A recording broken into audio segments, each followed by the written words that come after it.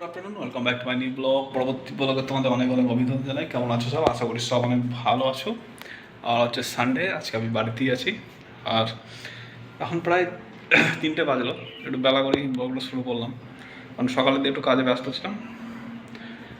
আর এখন যে অবস্থা, প্রচণ্ড মেঘের অবস্থা খারাপ। কারণ বাড়িতে ফোন করছি, বাড়িতে বলছে এখন বৃষ্টি কিছু হয়নি সেরকম, কিন্তু এখানে কন্টিনিউ 1 সপ্তাহ ধরে বৃষ্টি হয়েই যাচ্ছে, সেটা বুঝতেই পারছো।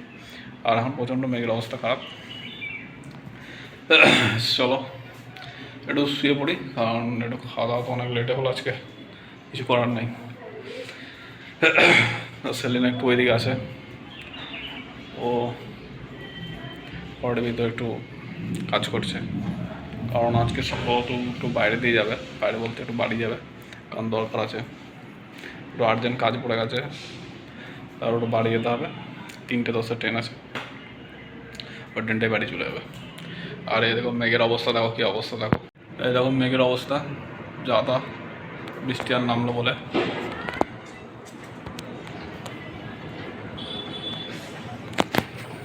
যা অবস্থা মেঘের, বিদ্যুৎ চমকাচ্ছে, মনে হচ্ছে এক্ষুনি নামবে।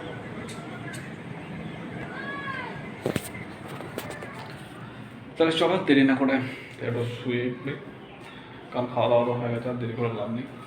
তারপরে আবার ওদেরকে চাপা দিতে হবে। চলো শুয়ে পড়ি, তা দেখা হচ্ছে আবার পরবর্তী সময়। দোস্ত এখন তো রাত হয়ে গেছে, এখন 8টা বাজছে প্রায়, বুঝতেই পারছো।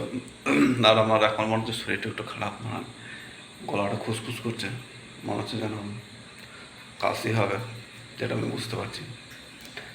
আর সেলিনা তো খুব ভালোভাবে পৌঁছে গেছে, কারণ যাওয়ার পথে একটু সমস্যা হয়েছে বলে, প্রচণ্ড বৃষ্টি হচ্ছিলো এদিকে, যখন নামে ট্রেন থেকে প্রচণ্ড বৃষ্টি হচ্ছিলো, কিন্তু সুস্থভাবে পৌঁছে গেছে, কোনো অসুবিধা কিছু হয়নি, ফোন করেছিল।